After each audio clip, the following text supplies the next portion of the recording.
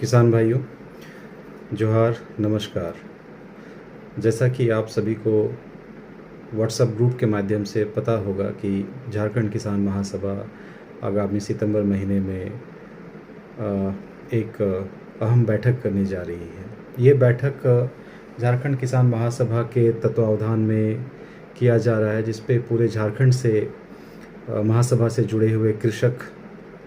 भाग लेंगे और इस बैठक में अपनी उपस्थिति दर्ज कर ये संदेश देंगे कि एक संगठन के तौर पे झारखंड किसान महासभा की क्या प्रतिबद्धताएं हैं किसानों के प्रति और हमें किस दिशा और दशा में काम करना है। सबसे पहले मैं एक अहम बात कहना ज़रूरी समझता हूँ ताकि आप लोगों के सुझाव और मार्गदर्शन उस हिसाब से हमें प्राप्त हो और हम महासभा में जो कोर कमेटी के सदस्य हैं इन सभी के साथ एक विचार विमर्श के बाद तमाम किसानों के सुझावों के पश्चात जो एक निष्कर्ष निकलता है वो सभी को मंजूर होता है, सभी को अच्छा लगता है। लेकिन इन सभी चीज़ों से पहले ये कहना ज़रूरी है कि आखिर झारखंड किसान महासभा क्या है या फिर इसकी ज़रूरत क्यों पड़ रही है। देखिए, मैं बहुत ही तथ्यपरक तरीके से दो चार बातों को कहना चाहूँगा। महासभा की परिकल्पना ऐसी नहीं है कि बस दो चार दिनों में मतलब किसी व्यक्ति से पूछ करके या अचानक से मन में आया और दो चार लोगों ने इसको प्लान कर लिया और एक महासभा का गठन किया गया है। ऐसा नहीं है। महासभा के गठन को लेकर के पिछले 4-5 सालों में जितना भी प्रयास किया गया है, जो भी विश्लेषण किए गए हैं, जो भी एक एक्टिविटी की गई है झारखंड के कृषि जगत में, उन सभी आंकड़ों से जो भी परिणाम सामने आए हैं उनमें से 2-3 बातों पे मैं आप लोगों का ध्यान आकृष्ट कराना चाहूँगा।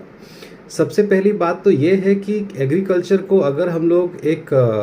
कमर्शियल एक्टिविटी की तरह इस्टेब्लिश करना चाहते हैं, यानी कि एक व्यावसायिक तरीके से इसका हम पहचान दिलाना चाहते हैं, तो ये पहचान हमें कोई आकर के ऊपर से देगा नहीं। और मुझे लगता है कि कृषि को उद्योग का दर्जा दो, ये मांग हम क्यों करें,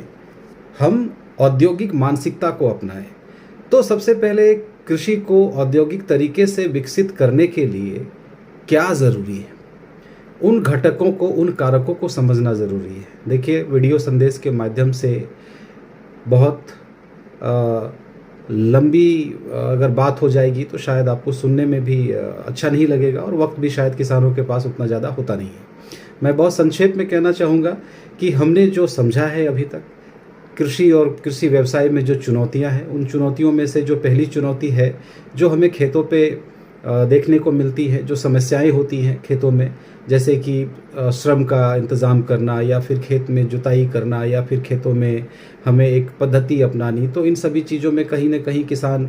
खुद सक्षम धीरे धीरे होता जा रहा है और विभिन्न स्रोतों के माध्यम से, विभिन्न संस्थाओं के माध्यम से हमें उसमें मदद भी मिलती जा रही है और हम कहीं ना कहीं उत्पादन के दृष्टिकोण से बहुत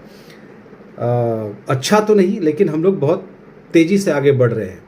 वैसी तमाम फसलें हैं जिन फसलों को लेकर के झारखंड में उत्पादकता शून्य थी, आज हम लोग उस पर काफ़ी अच्छा उत्पादन कर रहे हैं, उनको हम बाहर भेज रहे हैं, ठीक है, जिसमें से शिमला मिर्च और तरबूज का नाम लेना सबसे ज़्यादा उचित होगा।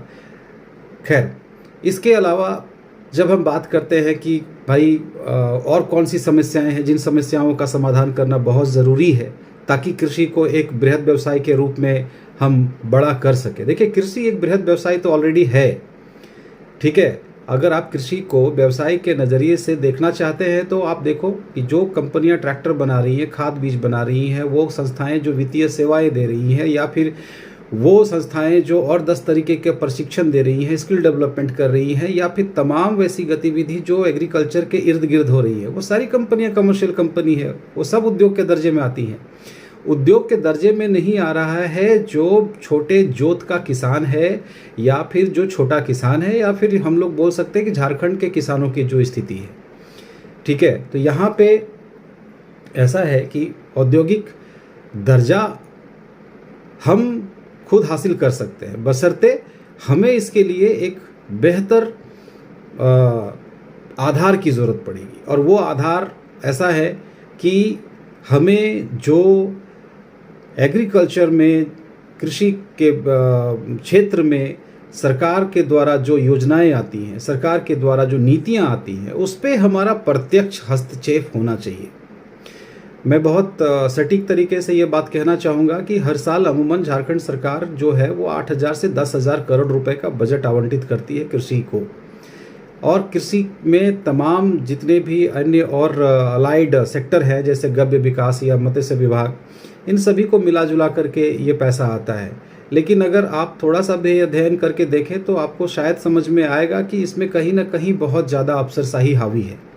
योजनाओं का चयन हो या फिर नीतियों का निर्धारण हो, या फिर कभी भी किसी भी जगह पे एक आम किसान को समझ में आता है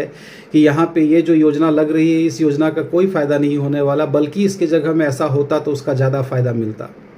तो इन तमाम चीज़ों को लेकर के कभी भी हम लोग एक समन्वय स्थापित नहीं कर पाते हैं। इसीलिए ज़रूरी है कि हम लोग ऑर्गेनाइज हों।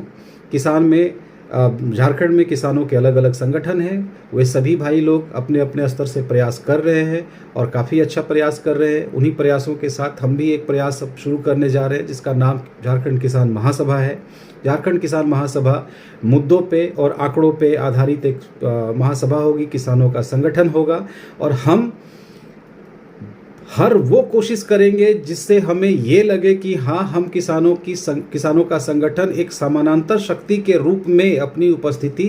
दर्ज करा पाया है। सरकारें आएंगी जाएंगी, किसी की भी सरकार आए जाए, उससे हमें कोई फ़र्क नहीं पड़ना चाहिए। हमारी उपस्थिति और हमारी जो मजबूती है वो इस बात को सुनिश्चित कर पाएगी कि कल के डेट में जो कृषि मंत्री आएंगे या कृषि सचिव आएंगे, वो किन नीतियों का निर्धारण करेंगे। बिना किसानों से पूछे 10 तरीके की योजनाएं आ जाती, योजना पे योजना, योजना पे योजना, लेकिन उसका रिजल्ट कहीं पे नहीं है। मैं ये तो नहीं कह सकता कि हम लोग कितना फ़र्क पैदा कर देंगे, लेकिन पिछले 6-7 सालों में जिस तरीके से झारखंड के कृषि व्यवस्था में काम करते हुए, झारखंड के कृषकों से काम करते हुए मुझे जो एहसास हुआ है, मुझे जो महसूस हुआ है, वो बहुत सकारात्मक है। मुझे लगता है कि झारखंड में कृषि के विकास की अकूत संभावनाएं हैं। हमारे पास वन्य संपदा है, हमारे पास जो क्लाइमेटिक कंडीशन है, जो वातावरण है, वो काफ़ी अच्छा है। हमारे पास मैन पावर है, जो पलायन करके लोग जा रहे हैं, उन्हें हम कृषि कार्यों में इंगेज कर सकते हैं। कुछ आधारभूत संरचनाओं की ज़रूरत है, और कुछ नहीं, एक ठीक ठाक स्तर पे आधारभूत संरचनाओं की ज़रूरत है, जो किसी भी कृषि या कृषक के लिए व्यक्तिगत तौर पे संभव नहीं है। और या फिर किसी ऐसी कंपनी से भी हम ये उम्मीद नहीं कर सकते, या नाबार्ड से भी हम उम्मीद नहीं कर सकते, या किसी भी ऐसी छोटी मोटी संस्था से उम्मीद नहीं कर सकते कि वो ऐसी आधारभूत संरचनाओं को बना करके हमें दे। ये काम सरकार ही कर सकती है, और सरकार तब तक नहीं करेगी इन चीज़ों को लेकर के जब तक कि इस बात की प्राथमिकता को हम संगठित तौर पे किसान जो हैं वो उनके समक्ष रखे नहीं, जिद पे अड़े नहीं। मैं बस संक्षेप में इतना कहना चाहूँगा कि ये जो आगामी बैठक है, इस बैठक में आप झारखंड से तमाम जितने भी किसान बंधु हैं जो एग्रेसिव फार्मिंग करते हैं, जो प्रगतिशील किसान हैं, और जिन्हें लगता है कि यहाँ पे कृषि के विकास के लिए संगठित होकर के मेहनत करने से अच्छा परिणाम आएगा, आप लोग कृपया आगे आएँ, आगे आकर के संगठन के साथ जुड़े, अपनी शक्ति का योगदान दें, अपना मार्गदर्शन दें, और हम लोग मिल करके शायद अगले 2-3 सालों में एक काफ़ी अच्छा अंतर पैदा कर सकते हैं। और झारखंड की जो पहचान है वो कृषि के क्षेत्र में भी हम काफ़ी उजागर कर सकते हैं, काफ़ी बड़ा नाम कर सकते हैं। मैं इन्हीं सारी शुभकामनाओं के साथ आप लोगों से फिर कहना चाहूँगा कि आप लोग झारखंड किसान महासभा के साथ जुड़िए और जुड़ करके इस संगठन को मजबूत बनाइए। धन्यवाद।